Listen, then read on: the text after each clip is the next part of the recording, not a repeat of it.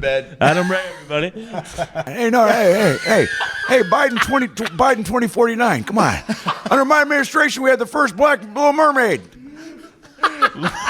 Thanks, bro. Bienvenidos, mis amigos. Ladies and gentlemen, it is about that time. It is time to, Tony, we have another fantastic episode for you today. This episode is with Mr. Troy Conrad, the legendary comedy photographer. He has worked with everybody in the business, from Dave Chappelle, Theo, Louis C.K., Gabriel Iglesias, Chris Rock, you name it. He's worked with them, okay?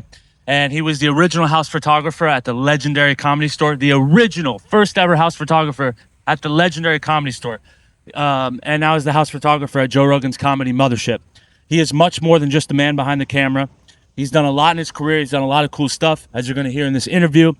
He's a brilliant and he's an amazing man. I really enjoyed doing this interview with him. This was shot all the way back in February in Austin, Texas. And yeah, I just want to say the quality of this interview, as far as like imaging goes, I'm getting better with putting out more quality videos. This one's a little grainy. It was filmed on my camera that doesn't shoot as good as this is just my iPhone camera right here.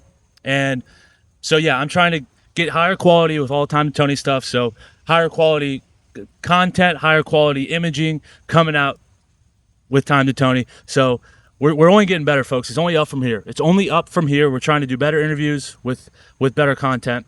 And yeah, so please spread Time to Tony with your friends and family. Please subscribe. Follow me on The Tony Wellens on Instagram. Follow me at The Tony Wellens on TikTok. And yeah, spread the word with your friends and your family. And I hope you enjoyed this interview with Mr. Troy Conrad, the legendary comedy photographer. Thank you, guys. Enjoy the episode. Ciao. Hasta bueno. All right, dude, live. Mr. Troy Conrad, we're good. We're hot. We're live. Welcome, dude. What's up, brother? How you doing, man? What's up, man? Thanks for doing the pod. Yeah, dude. I always say this about you. I feel like you're the, and you're probably very humble. You probably wouldn't admit to this. I think you're the most famous comedy photographer of all time. Do you think that's true? I never thought about that, but maybe. I mean, I work a lot, and I'm known for shooting comedy. Like, that's my thing. Yeah. And yeah, I mean, maybe that's true. I love what I do. That's the thing, man. Like, passion is everything. You find that and you dive into it. And I've been doing it a long time. That's the thing. Now, comedy photography, how long have you been doing it? Dude, if you look at, like, when I was just doing amateur stuff, like in the back of the room with a crappy camera, I was probably doing it in the early 2000s. Okay. Like, not professionally. Mm-hmm.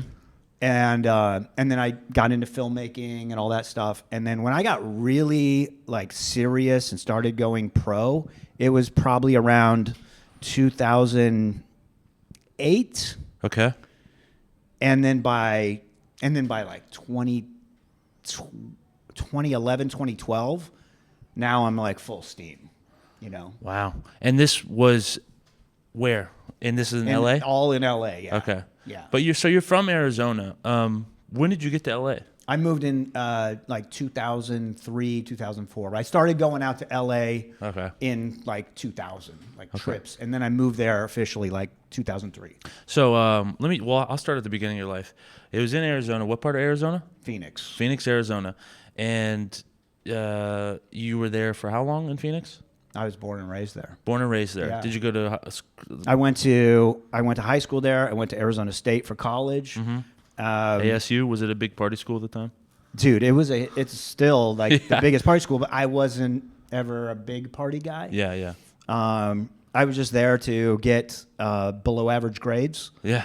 And get my degree because I thought that's what you're supposed to do. Right. and I didn't really use it, but I will say this, it's pretty crazy. I went into college and I'm bored. I have this thing. I have ADD, but I also have this wonderful gift called boredom. And it's a huge gift. Wow, I've never looked at it that way. Boredom, if you know what to do with it, it can drive you. Boredom, you can just go, I quit. Or you can go, I want to create my world around it. And that's actually very profound. Not be bored. Well, yeah. I mean, with anything, you get bored with something, that just means you're not seeing it with the right perspective. That's what I think. So I've always had this boredom gift, and it allows me to get outside of that boredom. And in order to do that, I got to do something creative. So that's always been the driver. You always been a creative lad. Yeah, Doug Stanhope has that great joke about boredom is a disease worse than cancer, and drugs cure it. You know, that's his bit. But and he's right. Is that off of No Refunds? I don't remember which album. I think it is No Refunds. Yeah. Okay, Or, yeah, that was my scripture for a while. He's To the love best, that album. man. He's the best. I think like while that's true, it's not super sustainable. So I always think, you know, boredom is a disease and a gift, and Right. creativity cures it. Okay, so you were always like an ADD riddled kid that went to ASU, and then where did you go after ASU? It took me 6 years to graduate. Well, 6 years to graduate? Yeah, I went to a community college first. Hell yeah. Shouts out. And then I had that boredom thing. Yeah. So I was like, I went into this the administrator's office, and I was like, hey, like I'm bored. Can I teach here? And they're like, you've only been here a year. You want to teach college? I was like, yeah, can I teach? And they were like, no, you have to have like a master's. I go, okay, how do we get around that? And they were like, well, we have like an adult section for like non-credit, so you don't get college credit, but adults at night come and take these classes. I go, that's what I want to do.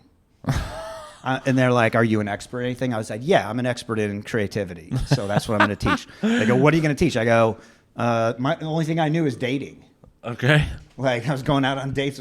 I was like, I'm good at dates. Yeah. So they're like, okay, creative dating. And it was a full class. Really? Yeah. Creative so I dating? taught college when I started college. Are you serious? Yeah.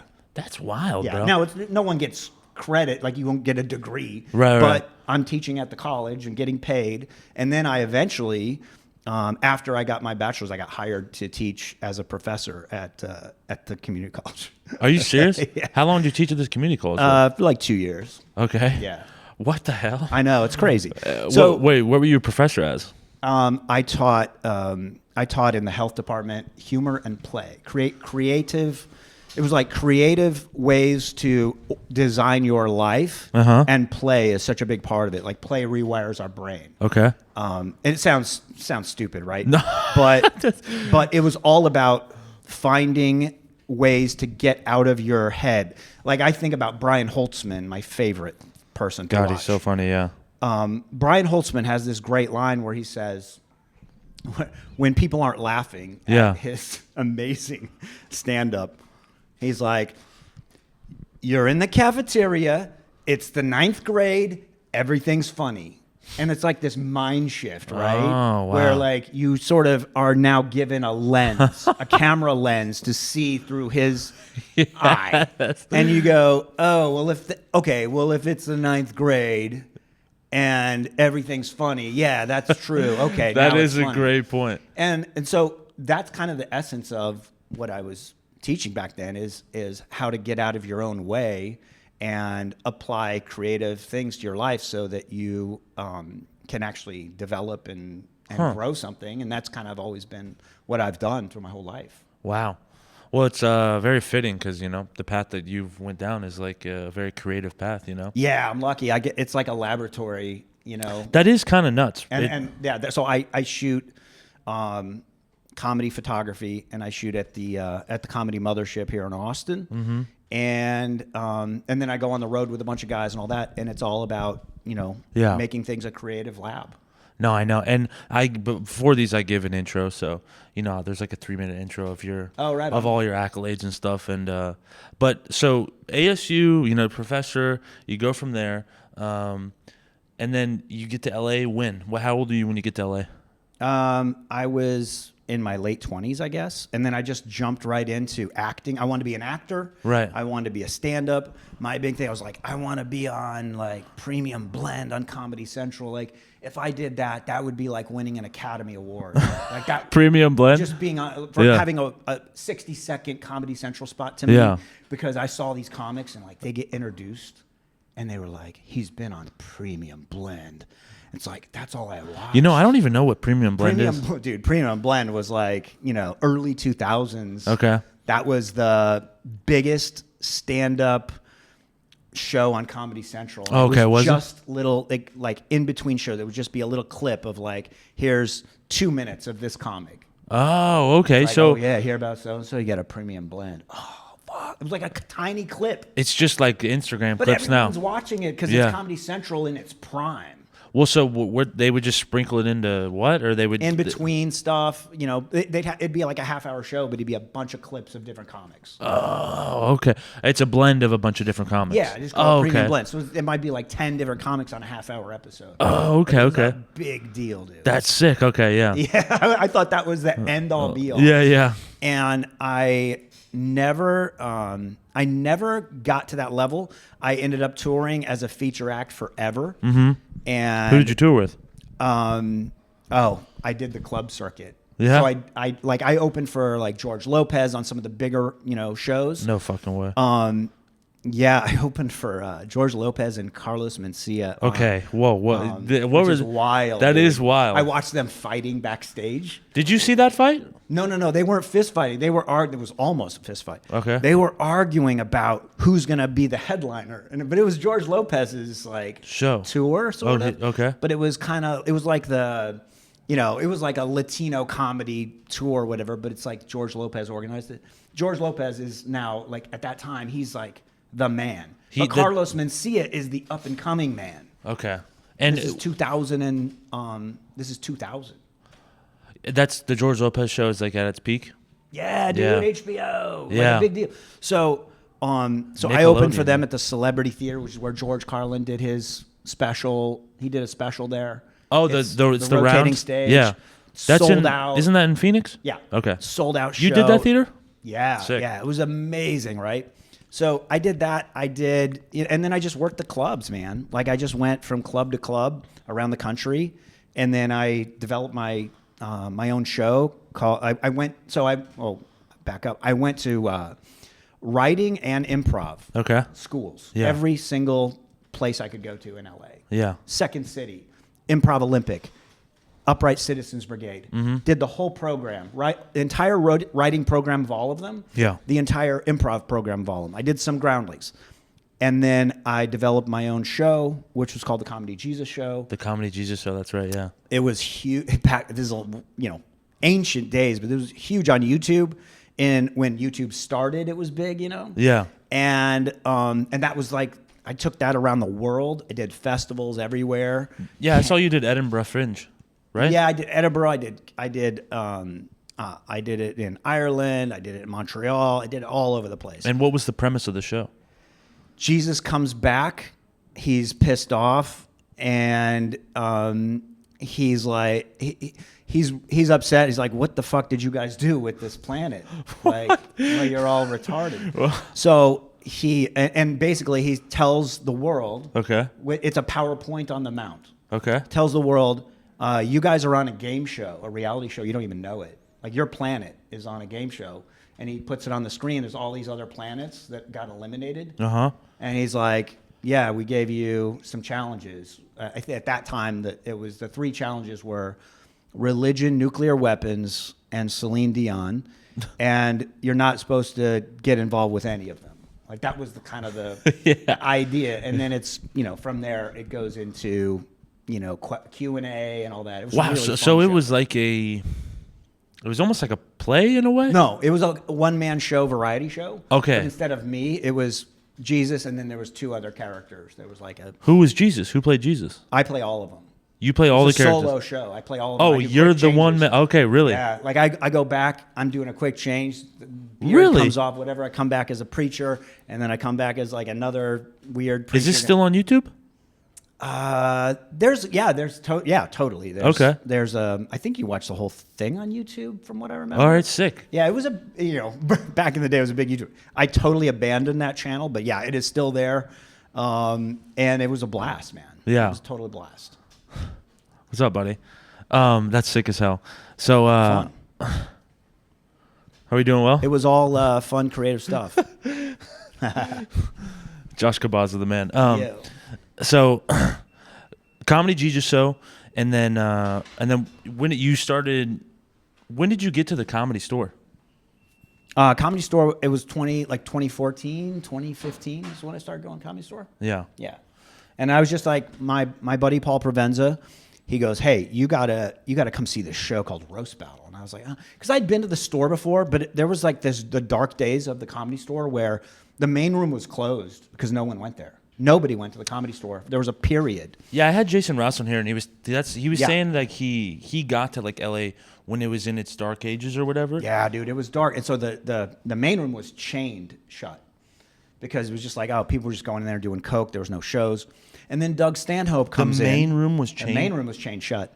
And then Doug Stanhope comes in. Okay. And he's like, you know what? I want to do a show in that shitty room at the Comedy Store where everyone who did coke and was having sex in the green room and all that. And so he started doing shows there. And all of a sudden people are like, wait, this isn't a shitty, this is great. And it sort of revitalized the Comedy Store. Then other people are like, oh, I'm going to do a show there. I'm going to do. And that was like one of those like keys. And then Rogan comes in, starts doing those. So, yeah, so it got out of those dark ages. And then Roast Battle, like totally revitalized the Comedy Store. Okay, I want to hop back on that Doug Stanhope thing. What was the show he did in the main room? You said the main room had chains on it? Yeah, dude. Yeah. It was just in the main room. It was completely locked. Yeah, they didn't have enough people to fill the main room, so they just did the belly room and the original room, just those two, the smaller rooms. Yeah. And who were like some of the figures that were like floating around at the time? I mean, at this time, everybody's there. I mean, Rogan is there. I think at that time, Mencia was just already gone by that time, but it was all the fucking big guys. Yeah, everybody. The legends. You had Dom Herrera and everybody, all the young guys up to Dom Herrera, and it was a great scene. Yeah, and so what time period was this at the Comedy Store? 2014, Well, the dark period was like before this, like 2010. Okay. When it was that's when it was like the Mencia times and the who's like the man at 2010 at the Comedy Store. Well, it was. I'm trying to think. I don't have my years exactly right. I don't know when the Mencia thing happened with Rogan, but dude, I think it was Mencia was kind of like the guy, but he was stealing people's material and he wasn't a great guy, he was one of those guys who, creatively, he would take someone's bit and then make it his own and make it funny. And people were like, I like that. I like seeing that. Yeah. And the comic that wrote the bit is like, oh, fuck. Now I'm going to look like a hack for doing that bit because this guy who's on Mind of Mencia is just popularized that bit. It's like, it's a creative,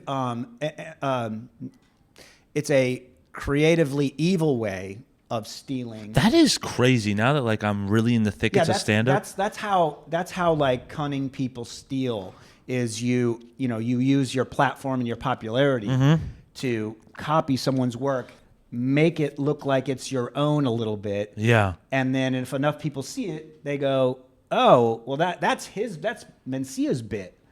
Where it's like, well, no, Ari Shaffir's been doing that bit, or so Joe's been doing it. This person's been doing that bit. Yeah. But they're not getting the views. He's doing it. He's going to go do it on a special. He's got a platform, and it's a really great way to be a hack.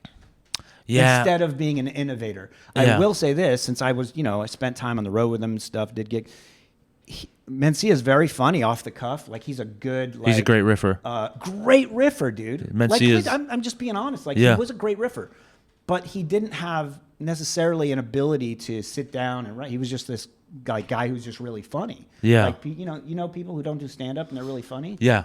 He was like that. He just wasn't. He didn't have the creative writing ability. He didn't have the innovation. Do you think there's anything that could take something? No, I'm not saying he didn't write. He wrote tons of his own bits. Yeah. But he felt like he just was entitled to just take, and that's not what creativity and art is. Not about taking; it's about making. Yeah. So he was a I taker. like how that rhymes. He's a taker and not a maker, and I try to think about that and apply that in my life, and I also probably judge people harshly that are just out there to take and take something from someone else, you know? Yeah, that is really crazy. Like now that I'm a stand-up, I'm like, maybe I didn't fully grasp it when I first started stand-up, but like that is nuts. Like, just that would be like if essentially if like Joe Rogan was like bouncing around at, maybe he wasn't as big as Joe Rogan at the time, but if like a huge comic at the Mothership is just coming to the Black Rabbit and being like, oh, I'm gonna take that bit, and then you're like, oh fuck, that right. And by the way, Joe Rogan was probably just as big at that time, but Mencia was on Comedy Central. Yeah. And Joe had already been on Comedy Central with the Man Show. Yeah. So, but Mind of Mencia, that was a huge show. Yeah, it was really big. That was like the Chappelle show of its time, and people, it was like, oh my God, he's here. It was a big deal. He was like the man. Yeah. Yeah, him and Joe. I mean, I can't even remember who all the people running that place. But Ari Shaffir was there, and he was like, probably at that time he was still working the door and doing stand up. But Ari was doing great. Yeah. There was a lot of good people, and Tony had started Kill Tony around 2011 or I think 2011, mm-hmm. and I don't remember the year exactly. Maybe a little later, but. Man, it was a really cool time. That is so sick, bro. And it's like so when you got to the store, you were doing stand-up or what? Or you were... No. When I got to the store, I was already done with stand-up because I was a producer with that My Show Set List. Okay. And that's an improvised stand-up show yes, I wanted became to a TV show. That was the show you did with Paul Provenza. Yeah. And nobody in America really knows that show very much. Okay. I mean, they know the live show. Yeah. It was like super famous as a live show, but you can't watch it unless you have a VPN. You can't watch any of the like episodes because it's only the UK and Ireland. Why? Because that's who bought the rights. It's all, rights of who gets what. So it's basically a riff show? It's an improvised stand-up show where instead of you know how you go on stage, you got your set list? Yes. I write the set list, and when you walk on stage, you have no idea what that list is until you look behind you and it's on a projector screen. And now you act like that's your act.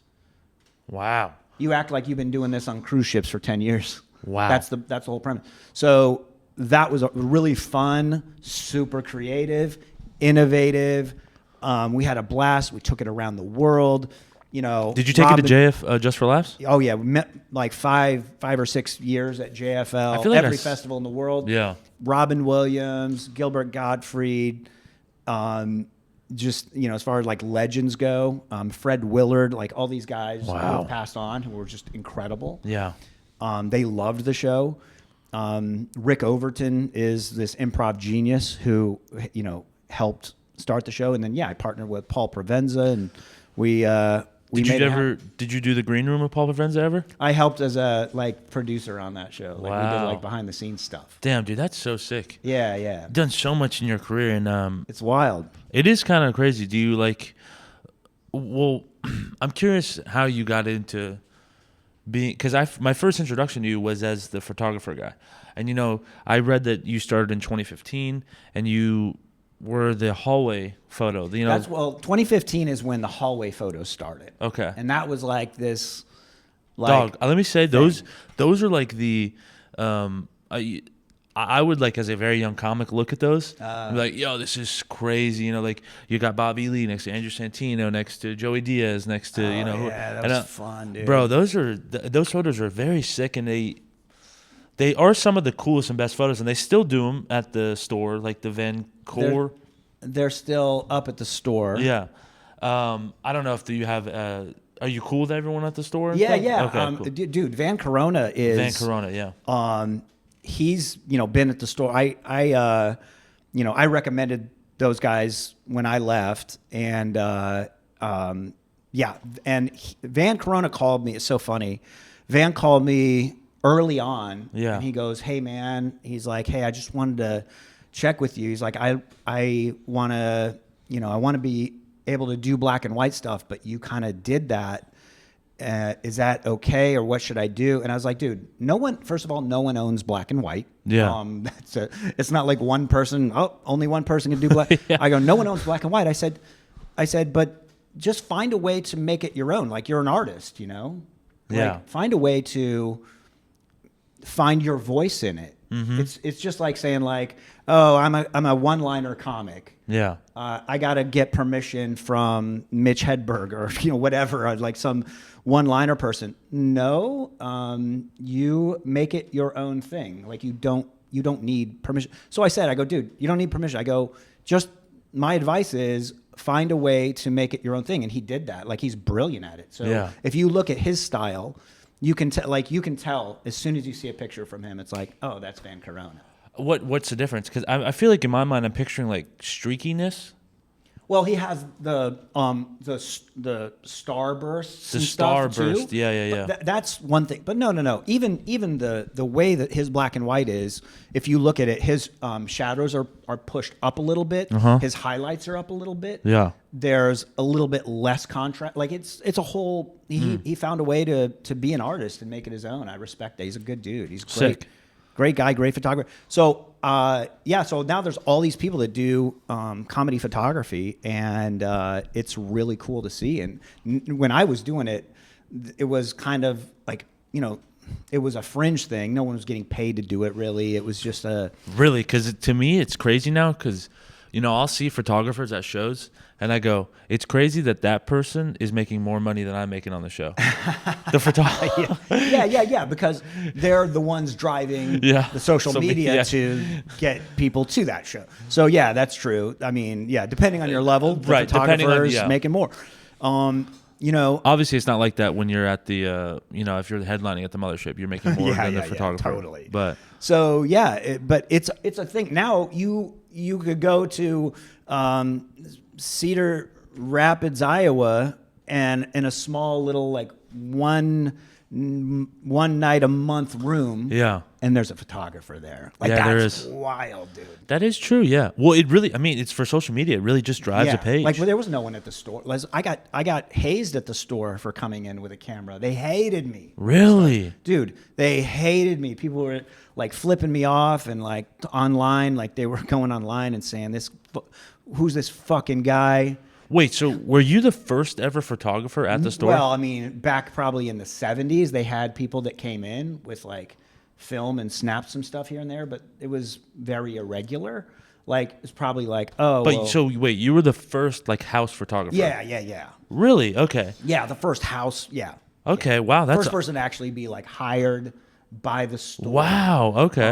You know, and but I started as, you know, just producers would hire me to shoot shows. Is there like any name? And same with the improv. Like my buddy Mike Carano was a early photographer at the improv. You go into an improv and you see all those pictures on the wall. That's Mike Carano. He's a fucking genius. Okay. But he, like, his job was he was printing, he was shooting once in a while, but he wasn't like traveling on the road necessarily with a bunch of guys. Like, he's a super creative person.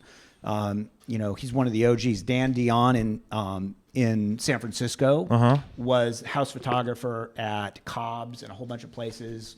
Brilliant dude. Wrote a book called Satiristas with a bunch of great comics in it. So with Paul Provenza. Yeah. And anyway, so you know, now it's a thing. And it's cool. That's crazy to me that I didn't realize that you were the first house photographer at the store.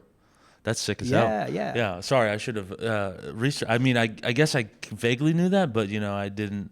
So yeah, it was a fun time, man. You said people were pissed at you when you walked in with the when camera? when I started there, when Provenza said, "Come see Roast Battle," I went and watched it, and I went, "Holy shit, this show's amazing!" It's different than it's very different than what Roast Battle is today. So what's the differences now? Dude, it's actually like not even the same show if you compare. So right now it's a very streamlined version of what the original Roast Battle was. Okay. The original Roast Battle was the roasts like you see them, except, and this is the big difference. Yeah. There's Earl Skakel in the corner as just a solo guy at the racist haters table. So he's off to the side and he plays this racist hater. Okay. So everything he says is through the lens of this like roast. He's a roast genius and he's roasting people, but it's all racist, hilarious stuff. You know, it's really funny, offensive. And then you have the all Negro wave. One of them was Jamar Neighbors. Okay, right. Okay, so it was Jamar, Jeremiah Watkins. Which is, if anyone knows Jeremiah Watkins, he's not a black man. Yeah, but he was part of the all Negro wave. And man, they would come out and do these mini skits, mini act outs that lasted from 2 seconds to 5 seconds, and then run back and sit down.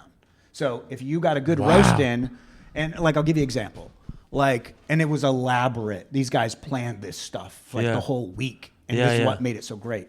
Like, let's say you had a really good line, and it's not connected. The skit they do is not connected. It's just some weird, funny thing that they do. Right.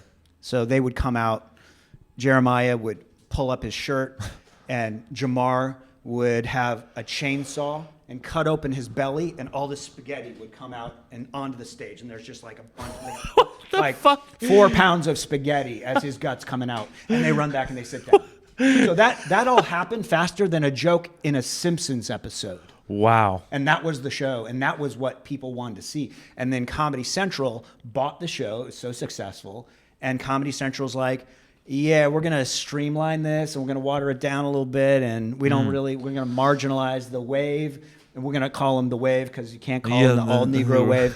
And, all this stuff. And then all of a sudden, they're kind of, the best part of the show is now the back burner. Wow. And they're cutting them out and, all this stuff. So at that point, the show had definitely a better pacing for TV and all that stuff, but it lost that like wild, like fringe element that was so raw that you can't, that today they would be canceled. Like I think back to those live shows. Yeah. Every 4 minutes was a cancelable moment because it was before everybody was putting stuff on their phones out there and all that, That's so hilarious. People were saying wild shit. Wild stuff? Dude. That's awesome. And who started the, you said they bought the show. Is it Brian Moses? They bought it, from Brian Moses. Brian Moses is the OG creator of it. Yeah, no, there was another guy, and I forgot his name, but he was also involved in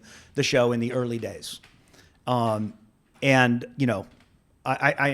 can't think of it, but Brian became the main producer of the show and ran the show, and that's who hosted it on Comedy Central, and the roast battle started at I call it almost the mothership, at the store, correct? It's all over the world now. I just did a roast battle in London. It's crazy, dude. It's all over the world. Roast battle league is everywhere, bro. Yeah. It's really cool what they've done with it, and I don't think, certainly they could never have scaled it with the wave. Like, it would never work. It was just such a moment in time. Bro, the levity on that must have been crazy. Yeah, so they did the right thing, in terms of, this is how you scale it. You want it to reach as many people. That's the whole goal. Yeah. But, and there's a book. I have all my photos from Roast Battle, a bunch of photos in the book that Julie Seabaugh wrote about the specialness of roast battles. You can get that book on Amazon, but it's a really cool one, and it really talks about that wild element. Bro, that's insane. So I know we kind of got off on that roast battle track. So 2015, which is awesome. I love that so much. I love hearing about that. So you start like shooting at the store. 2015 is when I started putting photos out, I think. Yeah, and like who were like, that's definitely like. Is Mitzi still around at the time? No. No, she was not coming into the store. She was still alive. Okay. But she was like in. Did you ever see Mitzi Shore? No. No, you never saw her? No. When did she stop going to the store? I want to say she stopped coming to the store around 2012, 2013. I don't remember the exact year, but she wasn't well enough to like come in. So, okay. Yeah. And man, like that's just so sick. Those were like those lineups. I like, you look back at 2015, 2016. Dog, it's like seeing Joey Diaz and Joey was, Joey was the man. Joey was the man, eh? Dude, oh my God, yeah. Yeah, at this time, 2015, dude, Joey Diaz is the killer. Who would like rock the room the hardest? Joey Diaz. Joey Diaz? Oh, without a doubt. Really? Yeah, Joey Diaz was the absolute crusher. Yeah. It's like nobody. Joe talks about this a lot, like how it sucks to follow him, but Joe wanted that pressure. Yeah. That's what creates like a diamond. So Joe would go on after Joey just to get that pressure. Yeah. Because it's impossible to follow him. It's like that. There was this famous story of Jerry Lee Lewis, the singer Jerry Lee Lewis, and he didn't like Chuck Berry because Chuck Berry was like up and coming, and Right. and he wanted to headline, but they said no, Chuck Berry's headlining. Yeah. And he goes, okay, all right. So he goes out there and gives this incredible performance, and he's playing the piano. And he sets the piano. He had doused it with like lighter fluid before, and then he's on his closing song. He sets the piano on fire, says good night, and walks off. Now Chuck Berry has to walk on stage and just like there's a piano on fire, and he's got it. Like he's like, that was his fuck you. Yeah. Well, Joey Diaz every night is setting the piano on fire. Like you can't. No one. Everyone's like, please don't make me follow him. That's incredible. Like there's no way to match that insane energy. Like he was just always on fire. Was Doug Stanhope still there? At that time? No. Okay. Doug was gone by then. He moved to Bisbee. Okay. I think he moved around 2012. I don't remember. Maybe earlier. Yeah. Maybe 2010. I don't know. But he's been there a long time. And would you shoot in all three rooms and just bounce around? I would just bounce around to what I wanted to shoot. Yeah. And just catch those moments. The most important thing was always behind the scenes. I would certainly get on stage stuff, and I would, at that time I was really like, I was focusing on the bigger comics for most of the stuff. Yeah. And then I was like, oh, well, look at these guys are great. There's Dylan Sullivan. Oh, and shouts he's out. like this unknown, door guy, but like, damn, this dude's funny. And then Brian Simpson. Yeah. Like, damn. Door guy at he's the mothership? crushing it. Or at And then- the store? yeah. Brian Simpson was the door guy at the store? Yeah. Oh, okay. Yeah. So at that time, he's a door guy. And, those guys going up there crushing it. So, my whole thing was about how can I make these guys, and Hassan was also there, door guy at the store. How can I make Derek these guys, Poston? Derek, how can I make these guys look like the badasses that they are, And that was that's what I took on as my job. You have to have an objective. You can't just go out, I'm going to take pictures. Like, you should have an objective. Dog, that's crazy. You also kind of pioneered the behind the scenes. I mean, bro, you're a pioneer in the... Yeah, that was always my goal, dude. And now people crazy. do that, and I'm glad people realize that's where the real story is. The behind the scenes is what it's all about. I mean, sure, we see the people on stage. Yeah. All right, done. We get it. But the real connection to people, that's behind the scenes. Yeah, that's the BTS. There's the moment of like somebody waiting to go on stage, and they're looking at their phone, or they're rubbing their hand on their leg, or they just have this look on their face like, oh, this crowd sounds like shit, or whatever, like that. Those moments. You're right. That is. I mean, that's a brilliant eye of you. Yeah, I wouldn't have never. I mean, I guess you walk around the camera for long enough. You're like, you put yourself in a different perspective. But yeah, I wouldn't think to capture those moments. Dude, and that's where the moments are, and that's what let me sort of play in the place I wanted to turn. I want anywhere where I go into and shoot. I think of it as that's my laboratory, and I'm Dr. Frankenstein. I'm gonna make something fucking cool. Fuck yeah, bro. What are like some like huge nights at the store that just like stick out, like legendary hangs or whatever? Well, yeah, there's some legendary hangs. One night I get a call from Bob Saget, and he goes, hey, he's like, I know you're shooting a lot at the store, and I need good pictures of me. He goes, somebody took a picture of me, and it was maybe with a phone or something, and it's just, he goes, I look stupid in it. He goes, I look too old in it. He's like, can you just please come tonight? I'm doing a spot in the original room. And I was like, yeah, man, I'll be there. So I shot him. Yeah. He liked the pictures. And I was like, come outside. We're going to do some pictures out on the street.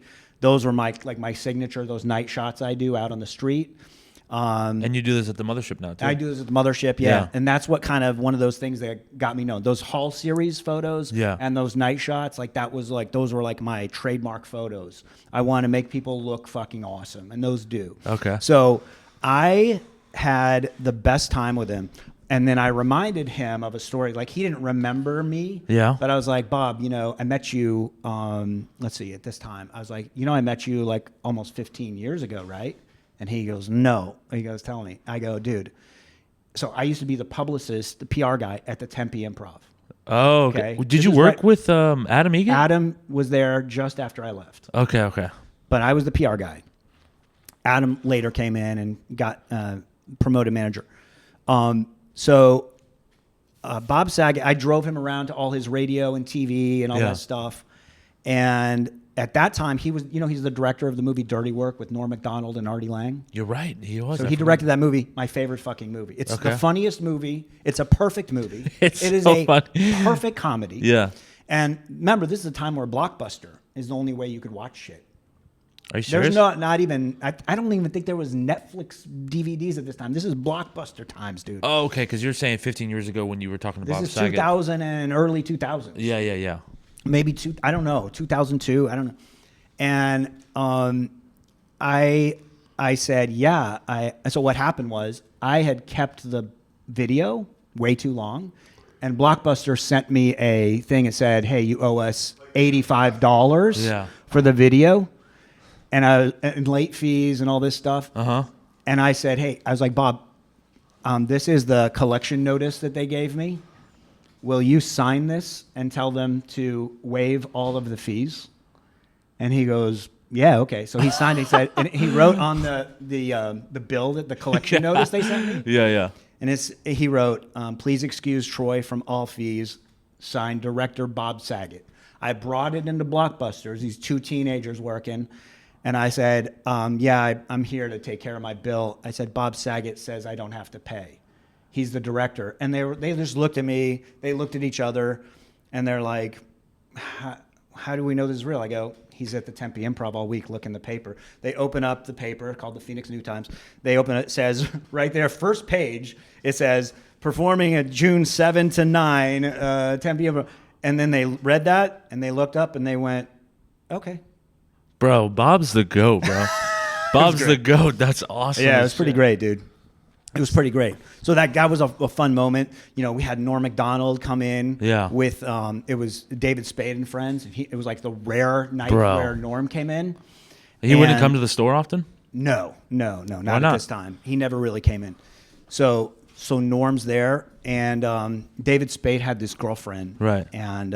And she goes, hey, this guy takes such cool pictures. You guys got to do it. So I came in, me and David Spade and Norm, and Bill Burr, and I think it was, I can't remember who. It might have been Rob Schneider. Mm-hmm. No, Dana Carvey. Okay. I have all four of them as in this photo in a hallway series thing. And I was I will never forget, I was so nervous because I'm using a very archaic camera that is all manual settings, manual focus, everything has to be just right. I'm using a continuous light. I'm holding it up, and I was like, all right, you guys. And you can see Norm, like I have all these frames of the photo, and you can see Norm going, how is this guy doing this? Like so his lips are moving in some of it, and I found one where his mouth looks good, and I went, that's the fucking one. Damn, bro. And they all have that. Bill Burr made a print for all four of them, and they put it up in their house. So my buddy sent me a picture of Dana Carvey like opening up the massive 20 by 30 print of it. Bro, that's so sick, dude. Yeah, golly. Really cool. What else like sticks in your mind at the store? Like, I'm trying to think. Before we get to the mothership, I'm trying to get the most out of the store, because I mean that was like that's where you cut your teeth. That's that's your birthplace of Troy Conrad, the photographer. Which also, did you ever do stand up at the store often? No. Never did? I think I only went up there. Well, before I did photography. You never get went like up there. you would never get the itch of being like, oh, dude, I want to go rip that stage. I never had time. I was focused on what I was doing. Right? Okay, yeah. And once I get tunnel vision, like creatively. So I was so focused on, at that time, production of set list stuff and photography. Yeah. That was back burner now. So but before that, yeah, I had gone up at the store. But no, I was there to be a photographer and to capture those behind the scenes moments, like that. It was such an important time. It was a golden era of the store. You got Joe Rogan, you got Joey Diaz, all these killers. Mm-hmm. And that was this, and it was this unfiltered. Stanhope was coming in a lot. He was coming in from Arizona, and once in a while they do a show. The most epic night, of course, was exactly 10 years ago when they did it was the 2016 election. It was called the End of the World podcast. Mm-hmm. And it was the night where Hillary was supposed to win in a landslide. Yeah. So they started the podcast, and the projection was like Hillary wins by like an 80% margin. And it ended up at like an hour and a half into the podcast. It was like the numbers are coming in. It's like, oh no, Trump's winning. and so you're watching this in real time, and it's Stanhope, it's Joe Rogan, it's Bill Burr, it's Earl Skakel, it's Tony, it's everybody in this big table in the main room. And they're all kind of just like their jaws are dropping like. Yeah, it was wild. Burt Kreischer, and it was also the night where weed became legal in California, and so there's this moment where Burt Kreischer like takes off his shirt and runs across the stage. Yeah. And I captured that from behind the curtain. Wow. And it's like Burt's kind of blurry. I didn't really like the picture, to be honest. Yeah. Because my settings were to capture the low light, and Burt's running, and he's kind of like blurry. And I get real stupid about perfection. It's like, maybe it's no good. He's blurry. Joe Rogan sees that, and he goes, I want that as a print. And so that was the first print I ever sold. It was so fucking cool. And it made me go, you know what? I'm on the right track, dude. Because at that time, dude, I wasn't making any money. I was shooting at the store for free at that point. Like this is 2016. I'm literally making zero money. I am paying to park there in West Hollywood. Yeah. So I'm already out every night I go shoot. I'm out $10, and that's a lot of money. That's a lot of money for me. Like, I hate paying to park so much. Also, dude, that was $10. It was like that was money that was breaking me. That's how little money I had. But I did it because I believed in what I was doing, and I knew that I had to keep doing this. Mm-hmm. And then when Joe bought that print, I went, okay, dude, I'm on the right track. And he said, and then that night he goes, well, can you slow down for me and say, so Joe Rogan bought your first ever print? I remember you telling me that prior. What is that? When you say first ever print, what the hell is that? Oh, I printed. He saw the picture of Burt Kreischer. Okay. And he goes, can you make me a print of that? Oh, so okay. I printed out a 20 by 30 giant print of that. Right. And brought it to him. Wow. You know what I'm saying? Yeah. Sorry, that got missed over when I kind of zoned out there, but yeah. So it's Burt running across the stage. Yeah, it's Burt running across the stage right at the moment when like weed got legal in California. 20. Hey, what's up? What's up, cuz? Oh shit. You guys, sorry. I'm still wearing a condom to bed. Adam Ray, everybody. Seahawks 38, Patriots 12. Oh yeah, big. And I am circumcised, bar mitzvahed, but I still eat pork. I love my wife. I love Troy Conrad. Derek Poston was my first black friend in LA. Joe Rogan gives good hugs. Yeah. Oh, you knew I was gonna say that. True. Okay, good to see you guys. Nope. Hey, come on. Hey, no. Hey, Biden 2049. Come on. Under my administration, we had the first black Little Mermaid. Thanks, brother. Oh my god. Oh, that was awesome, dude. I almost forgot that he clip that up. Yeah, we definitely did. It's perfect that you told me to drop the camera on that because I think he was just in the perfect. frame. Perfect. Oh my god. Yeah, dude. Speaking of, it's just Yeah. it's funny that you got Comedy Store right there. And then that was one of the shows. So Adam Ray is one of the shows that I shot. Yeah. Like he had a show called Adam Ray and Buddies. Yeah. And this is in the same year, 2016, and he would have me come shoot.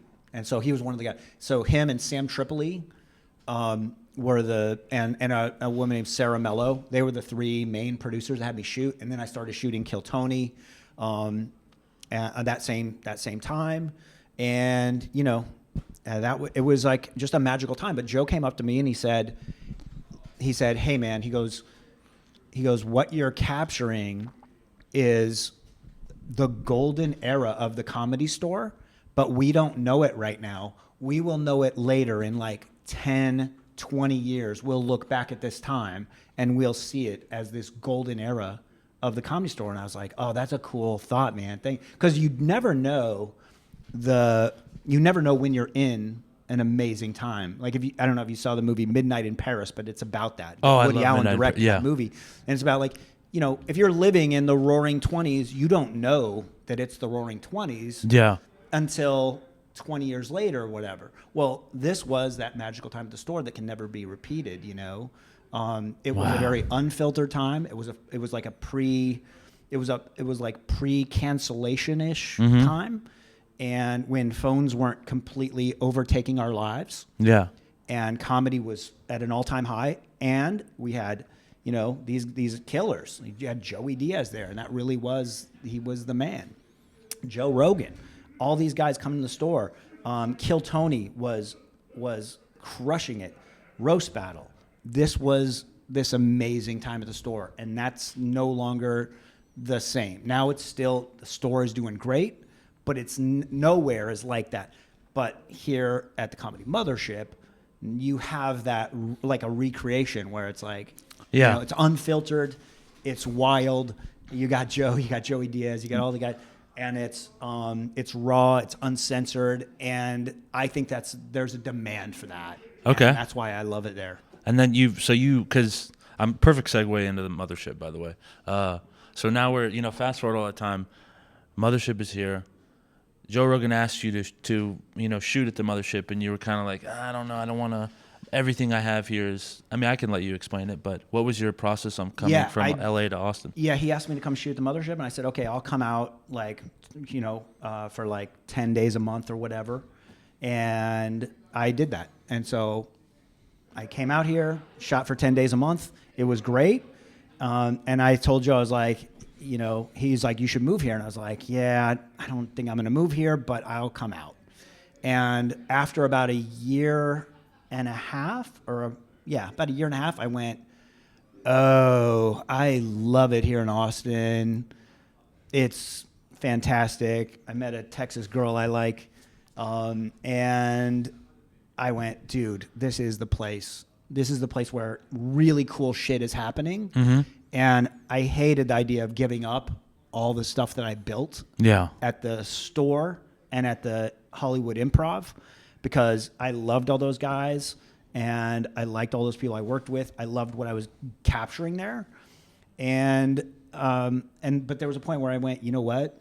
I really love this place and I love the people here. Bro. And I also love how Texas runs things. Yeah. I saw a lot of crazy, terrible shit when I was in LA that wouldn't happen in Texas.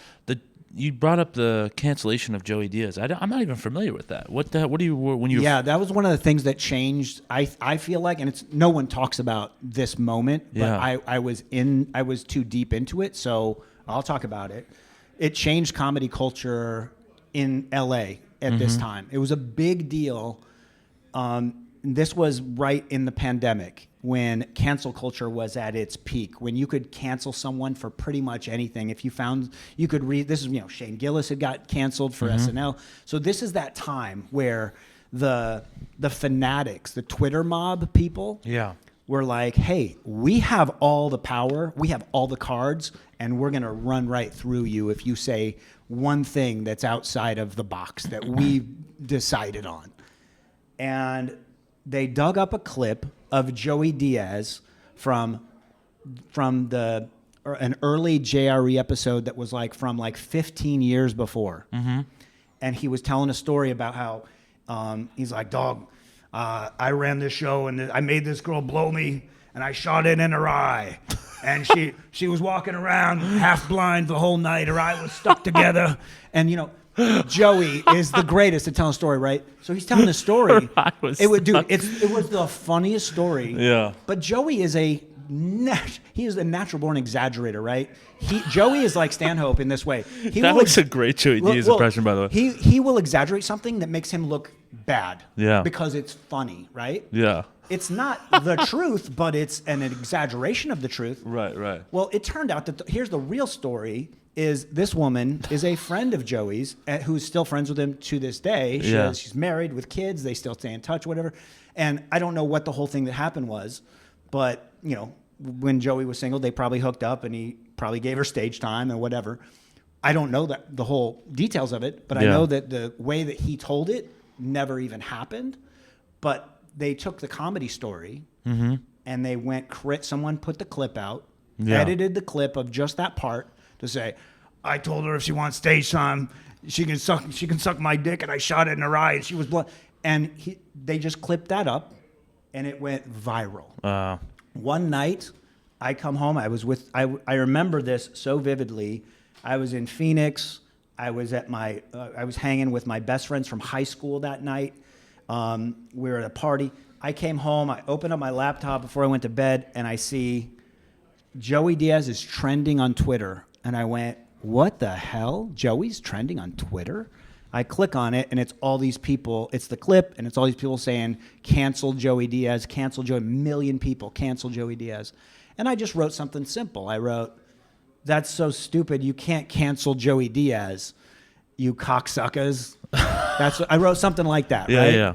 Well, everybody went crazy. Now I'm suddenly the focus of all this because really? all my friends are the ones a lot of my friends were the ones trying to cancel him. Wow. So it was like a lot of people in the alt comedy movement, whatever.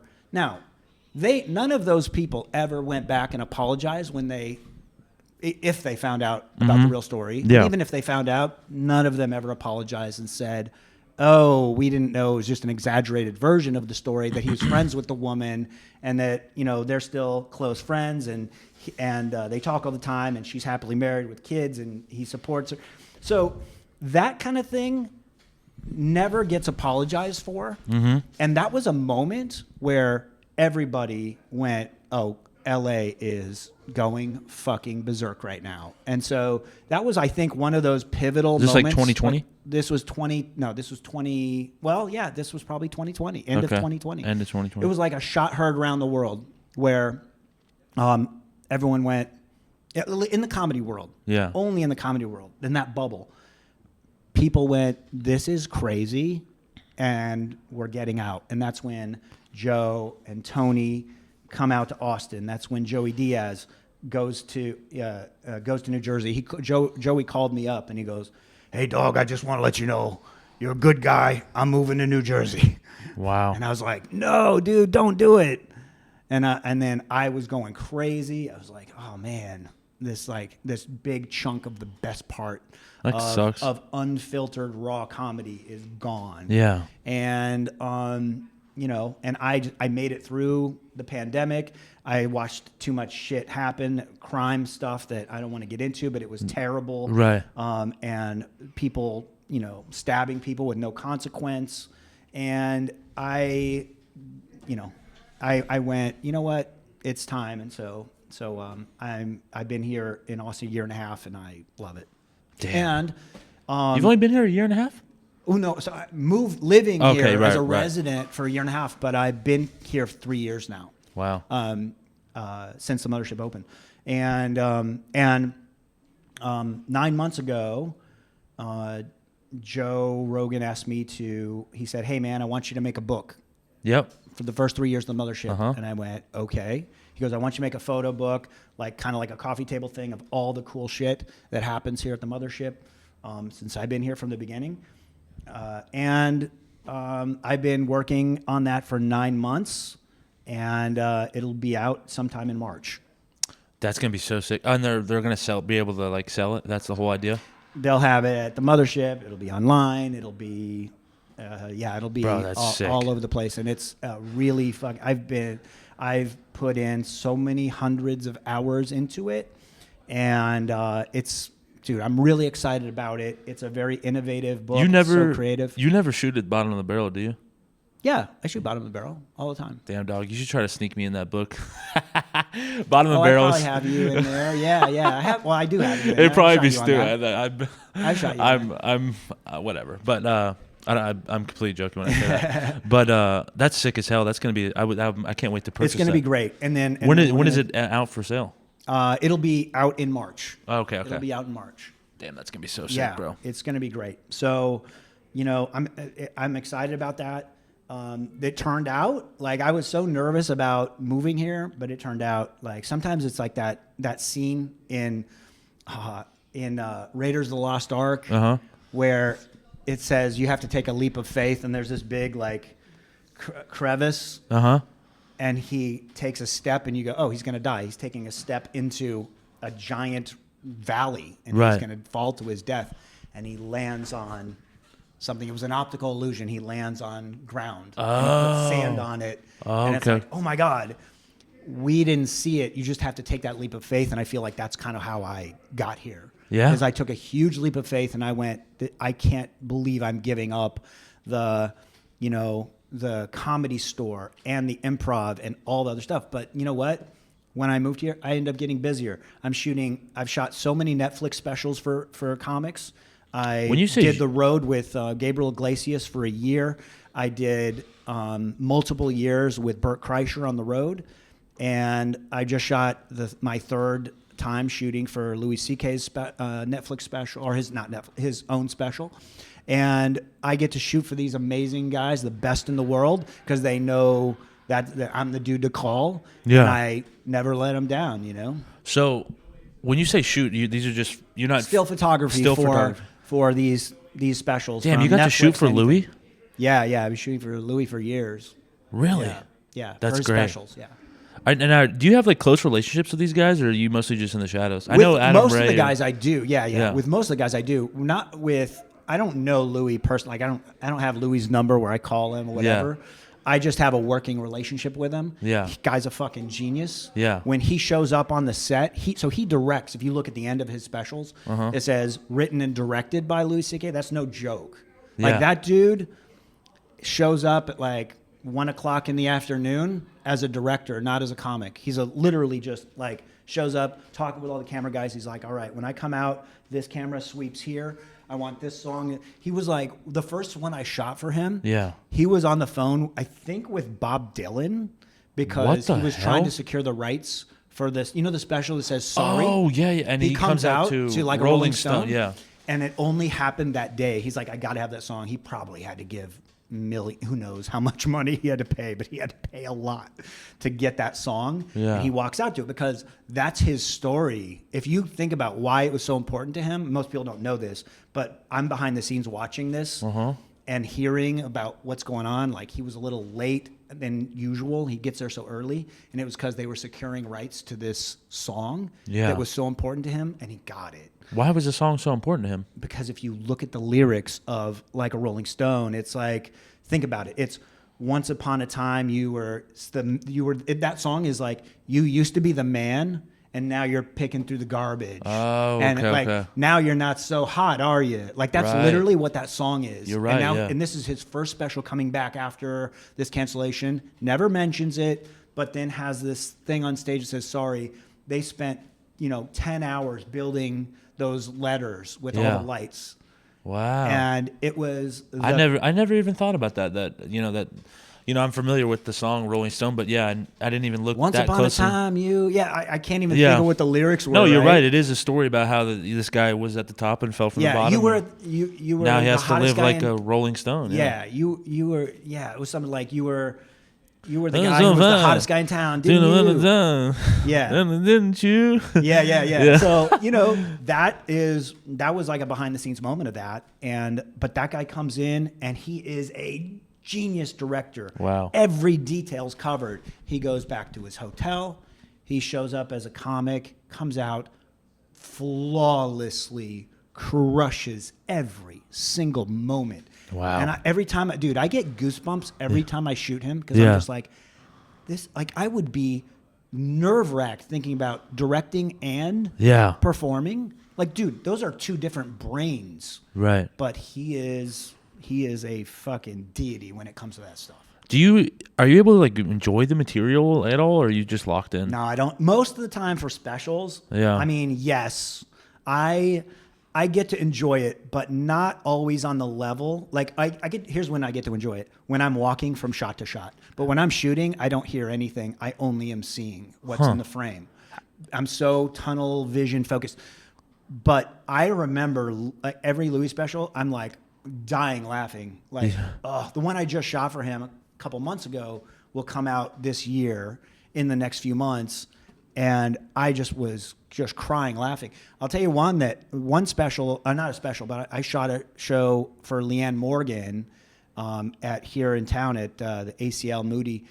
And I had trouble shooting it because I had my vision went, I was crying laughing so hard that I lost vision, and I'm like trying to shoot and I'm like, God, I hope this is in fucking focus. Like, that's how hard Leanne Morgan made me laugh. Really? Dude, That's the older lady. yeah.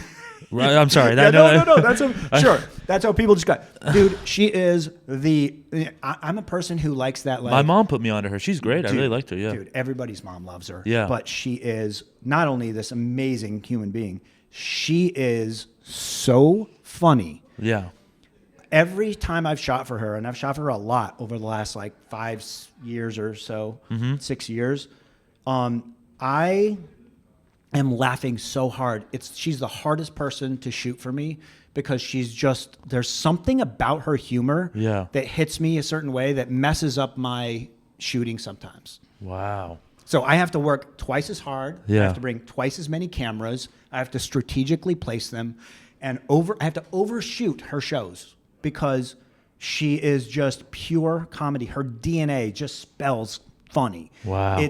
There's something about her, dude. And again, I reiterate, I like the unfiltered, uncensored, filthy, Stanhope, bro comedy. Me too. Yeah. She is a clean She is. Yeah. comic and makes me laugh so hard. Leanne Morgan is a genius. And she's something really comforting about her. She's like a chicken pot pie to me. She just is like, I don't know, I feel comfort when I watch her. Oh, dude. Yeah, you just feel like, that's like she is this like warm, she's like a warm hug of a person. Yeah. And she's so real and so fun and just not like, to me, the antithesis of anything like Hollywoody. She has her own show on Netflix that's just got renewed. She has all these great Netflix specials. She's doing big movies. I mean, she is incredible, you know? Damn, that's so sick, bro. Yeah. Let me fix that camera real quick. Yeah. I want to. Good thing I got that. What a crazy dropping. Yeah, dude, that's pretty great. Dude, I'm so happy we got that Adam Ray dropping. Yeah, that's great. I didn't even get to process it. I was like, I got to open up for Adam a long time. That's why I think nice. I hadn't seen him in years, but He's the best. he is. Dog. So, okay, there was two things. How many times do you you're taking still photos. How many freaking still photos do you need to take in a 1 hour set? Yeah. Well, it depends. If I'm at a club, I'm not overshooting. I have a club down, right? Yeah. At the mothership, we're doing usually between 15 to 20 behind the scenes images get turned in. Yeah. I'm shooting much more than that. But, and then there's the on stage, which nowadays we just send one or two in of each comic on stage.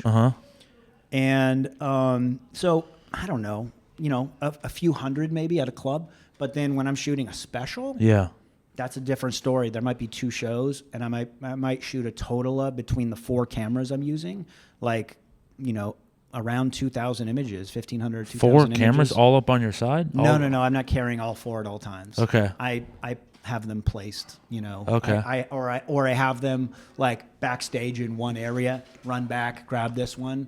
I have the lenses all set up. That way I'm not changing lenses as often. Huh. What's your go-to camera? Well, I'm a Sony guy. So Okay. I shoot on the A7 IV right now. Okay. But I also shoot on the A7 IV.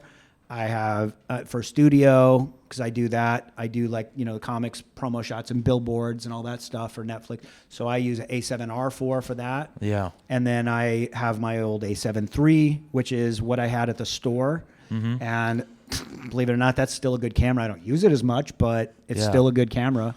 And then for behind the scenes, I use an A6700 and a couple of A6500s. So I have a lot of different tools, and the whole objective, like you only need one camera, right? You could shoot with one camera and one lens for on stage easily, and the way to go would just be to get a full frame camera and an 85 millimeter lens. Okay. That's a 1.8 or better aperture. That's Right. how you want to know how to shoot comedy. Yeah. Get that. Okay. Then you're set. I don't know exactly I what know, that but means. I'm just saying but- it technical for anyone who watches like comedy I photographers feel like and there's stuff. comedy photographers will definitely watch this. Yeah, that's the way. That's your golden ticket for shooting kind of everything you need to. That doesn't work as good for behind the scenes. You Right. gotta have a little more versatile, like a little bit wider lens. Uh-huh. But yeah. So that's and that's what I use for most of the stuff at the mothership. Yeah. I'm using usually a 85 millimeter lens and a 50 millimeter lens, and I kind of alternate. And then for Kill Tony, I'm using more of a zoom lens because there's crazy shit happening on that show. Do you shoot so you shoot the stills at Kill Tony? Yeah, I shoot Okay. behind the scenes for Kill Tony. Okay, all right. right. I don't shoot as much on stage. Joe White shoots the on stage stuff for Instagram. Uh-huh. I shoot on stage stuff, and then I shoot the arena shows and all that stuff. And go on tour with them. I've been ever since Kill Tony went on the road. I've been going out and shooting for them, and it's such an unreal thing to see that show that I used to go shoot in the belly room, and it wasn't even full. It was like 20 people. 20 comics sitting in the back waiting to get on. Wow. And Just 20 comics? Yeah, just like 15, 20 comics in the belly room. And if that. everybody got on pretty essentially? No. Yeah. No. I mean, not necessarily. But, most of them did. Yeah. And then here we are. Bro, and 'cause this it's is the where I biggest wanted to comedy end it. show in the world. Because, you just got done doing Madison Square Garden, Yeah, well, we just got not just Madison Square Garden. We just did even bigger. We just did the Moody Center New Year's Eve. Oh, I'm sorry, Moody. Right. New Year's Eve we did Moody. That's We've right. done I meant to Madison say Square Moody. Garden twice now. Yeah. And we just did the Moody, which is even bigger. It's bigger than Madison Square Garden? Yes, I believe it is bigger. Okay, I guess Madison Square Garden is more legendary, but Oh yeah. I It's didn't. legendary. Yeah, I but guess- yeah, no. And then he's doing. I think in LA in May we're doing an even bigger one. Yeah. At the Inuit Center, Inuit Dome, which is Inuit? I think even bigger. Wow. So yeah, I mean that show and they all sell out, and it is such an experience. Everyone loves going. Yeah, that is so sick, bro. It really is incredible. Well, dude, I guess two more things before we get out of here and wrap it up. One, if you were to give any advice to because there's I know a bunch of comedy photographers now in the Yeah. game. What would be like your best piece of advice to them? I would say a few things. I would say find your voice just like you would as a comic. Mm-hmm.